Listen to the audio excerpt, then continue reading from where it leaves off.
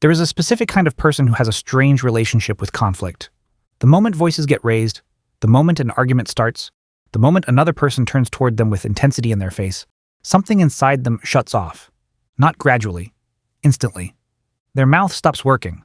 The words that were forming in their head a second ago are now nowhere. They feel themselves go cold, far away, almost like they are watching the fight from another room. From the outside, it looks like they don't care. It looks like they are being dismissive, withholding, stonewalling. Partners read it as, "You don't love me enough to fight for this." Friends read it as, "You've checked out of this conversation." Family members read it as, "You're being difficult on purpose." But the truth is the exact opposite of what it looks like. They care so much. The fight matters so much and the stakes feel so high. Their nervous system has done the only thing it knows how to do under that level of pressure. It has frozen. They are not gone. They are not indifferent. They are not punishing you with silence. Their body has simply taken them offline. And the cruel part is that 2 hours later, when the danger has passed and the fight is over, the words finally come back. They sit alone in their car or stand in the shower and they have whole, brilliant speeches ready to deliver. Speeches that were locked behind a door, their body slammed shut at the worst possible moment. Today, we are going to talk about the psychology of people who shut down instead of argue. Why it happens, where it comes from, and how to live with a body that disappears exactly when you need it most. To understand this, we have to understand a part of the nervous system most people have never heard of. Psychology calls it the vagus nerve. It runs from the base of your brain down through your chest, and it controls how your body responds to threat. Most people know about fight or flight, but there is a third response we don't talk about enough. The freeze. When the body decides that fighting won't work and running isn't possible, it does something ancient. It plays dead. It conserves energy. It goes still. This is called the dorsal vagal response, and it is one of the oldest survival mechanisms in mammals. You have seen it in nature documentaries. A small animal in the jaws of a predator goes completely limp. That is not the animal giving up. That is its body buying it one last chance. If the predator thinks the prey is already dead, sometimes it lets go. The freeze is not cowardice. It is the body's most desperate attempt to survive. And here's the important part. The brain does not save this response for life or death situations. It uses it whenever a threat feels too big to fight and too dangerous to flee. A raised voice in your kitchen can trigger the same response as a predator in the woods. Your conscious mind knows the difference. Your nervous system does not. Why do some people freeze and others fight? The answer is almost always in childhood. The freeze response gets trained into people who grew up in environments where fighting back was not safe. Maybe one parent had an explosive temper and any sign of pushback made things worse. Maybe arguing with mom meant a week of cold silence afterward. Maybe disagreeing with dad meant getting yelled at until you cried. In those environments, fighting back wasn't an option. Running away wasn't an option either. So the child's body found a third path. Disappear in place. Go very small. Go very quiet. Become invisible until the danger ended. And the body learned. Every time the freeze got the child through another bad moment, the system filed it away. This works. Do this again next time. By the time the child is an adult, the freeze is automatic. It fires before they can think. Their partner raises their voice over something minor, and their body responds as if it is 6 years old again, sitting at the bottom of a staircase, waiting for the yelling to stop. Your body learned that silence was the safest move, and now it doesn't know how to be loud even when being loud would actually help. The freeze that once kept you safe is now keeping you stuck. So how does this actually show up in adult life? Let's go through the signs. Sign 1. In the middle of a conflict, the words just stop. You are in an argument. 2 minutes ago, you had a clear point. You knew what you wanted to say. You knew you were right about something specific. And then the other person says one sentence with a little too much edge in it, and you feel it happen. Your mind goes blank. The words that were lined up behind your teeth a moment ago have evaporated. You stand there, mouth slightly open, brain offline, while the other person waits for a response that isn't coming. You feel stupid. You feel weak. You wonder why you can't just talk like a normal person. The truth is you are talking like a person whose body has gone into shutdown. The part of your brain responsible for language, the prefrontal cortex, gets partially offline during a freeze response. Your brain is not failing. It is following ancient instructions that say, don't draw attention to yourself right now. The words come back. They always come back. They just come back 2 hours late. Sign 2. You go cold and quiet when other people get loud. Most people under conflict escalate to match.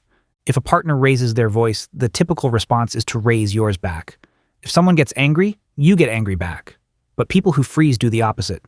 The louder the room gets, the quieter they get. The hotter the conflict, the colder their face becomes. They go still. Sometimes their voice drops to a near whisper. Sometimes they stop responding entirely. And this is one of the most misread signals in modern relationships. The person on the other side often interprets the cold quiet as contempt. They think, "You're being so dismissive of me." But the freeze isn't dismissive. The freeze is a body trying to make itself smaller so the threat will pass. The quiet isn't disrespect. The quiet is a child still sitting at the bottom of that staircase. The result is that the more the other person escalates trying to get a reaction, the deeper the freeze goes. They are not refusing to engage. They are physiologically unable to engage at that volume. Sign 3. After the conflict ends, your mind replays it for days. The fight is over. The other person has moved on, maybe forgotten about it, maybe gone to sleep, and your brain finally comes back online. All the words you couldn't access during the argument are suddenly available.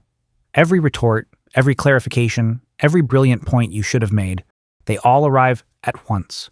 So you replay the conflict, over and over. You write whole essays in the shower. You compose long messages you never send. You lose sleep going through the moment, line by line. Psychologists call this post-conflict rumination, and it is one of the most exhausting features of a freeze-based nervous system. The fight ends for everyone else. It keeps going inside you for days. Sign 4. You go to extreme lengths to avoid conflict before it even begins. Because the freeze is so painful, the body learns to do everything possible to never get there in the first place. You smooth things over before they get tense. You agree to plans you don't actually want. You take blame that wasn't yours. You apologize for things you didn't do, just to diffuse the moment.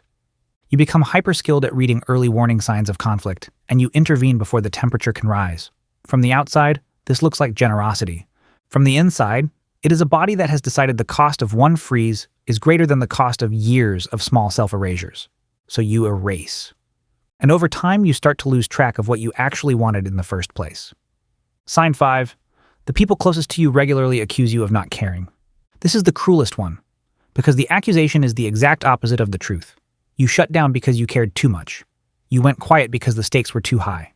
You disappeared because the relationship mattered so much that your body went into emergency mode. And the person on the other side, the one who saw your blank face and silent mouth, comes away with one of the most painful misreads in human relationships. You don't love me.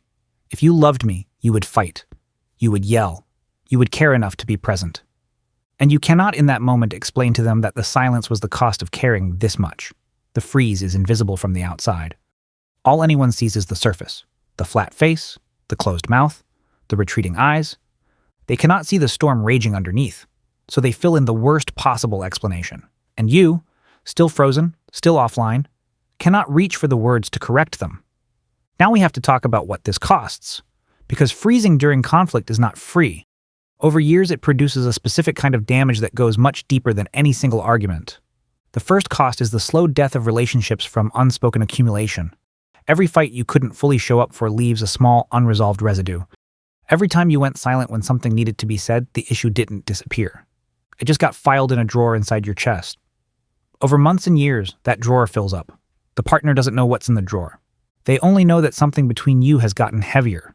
They feel a distance they cannot explain. They start to wonder if you love them anymore. And you do. You love them so much you froze every time something hard came up. But love that cannot speak eventually feels, to the other person, like love that is no longer there. The second cost is the loss of your own voice. After years of going quiet when things get hard, something inside starts to atrophy. You stop knowing what you actually think. You stop knowing what you actually want. You have spent so many years prioritizing the de-escalation of other people's feelings that your own feelings have become foreign to you. You can speak fluently about what other people need. You go blank when asked what you need. This is one of the deepest costs of a chronically frozen nervous system. You don't just lose moments. You lose access to yourself.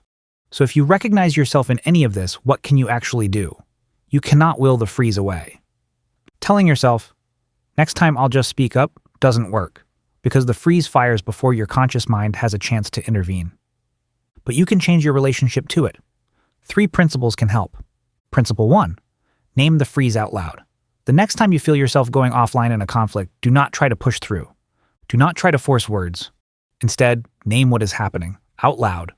Say something simple. "I'm shutting down. I'm not gone. I need a minute. That single sentence does two things at once. It tells the other person that your silence is not abandonment, and it tells your own nervous system that the situation is being managed. The body needs to know someone is in charge. When you name the freeze, you become that someone. The freeze starts to soften almost immediately because your body realizes it doesn't have to play dead anymore. Principle 2. Build a re-entry ritual. The most damaging part of a freeze is not the freeze itself. It is the silence that comes afterward. The fight ends, you walk away, and the issue never gets returned to. The drawer in your chest gets one more thing in it. So agree, in advance with the people closest to you, that after a freeze, you will come back. Within a set time, 24 hours, a weekend, whatever fits. The ritual matters more than the timing. The point is to make the freeze a pause, not an ending. When the people you love know you will return, the freeze stops being abandonment. It becomes something more like a respectful retreat. Principle 3. Practice low-stakes disagreement on purpose. You cannot go from frozen to fully expressive overnight. The window of tolerance has to be widened slowly. So practice with safe people in small moments. Tell a friend you would actually prefer a different restaurant. Tell a colleague you disagree with their idea, gently. Tell your partner the small thing that has been bothering you before it becomes a big thing. Each time you stay present through a tiny disagreement and the world doesn't end, your nervous system collects evidence. I disagreed. I stayed in my body. Nothing bad happened. Over time, the body starts to learn that conflict is not the predator it was trained to expect.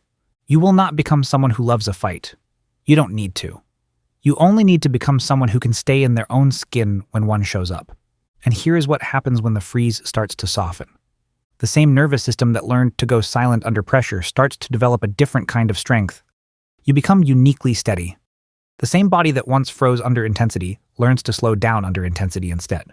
People who learn to freeze and then learn to stay become some of the best partners, parents, leaders, and friends in their circles. Not because they never feel the pull to disappear. They still feel it. They have just learned to disagree with it. The freeze is not erased. It becomes wisdom. The silence becomes the kind of calm that other people can rest inside. If any of this described you, here is what I want you to know. You are not cold. You are not uncaring. You are not bad at communication. You are someone whose nervous system learned, pretty early on, that silence was the safest move in a loud world. That response saved you once, and it is not a defect. It is a survival shape that no longer fits the life you are trying to live now, and shapes can soften. Slowly. With practice, with safe people, with patience for the small child who is still living inside your body, waiting for the danger to pass. Share this video with the person in your life who shuts down during fights. They probably blame themselves for it, but they deserve to know they are not broken. And if you want to keep exploring the strange psychology of how our bodies learn to protect us in ways that no longer serve us, subscribe so we can keep walking this road together. Thank you for being here. See you in the next one.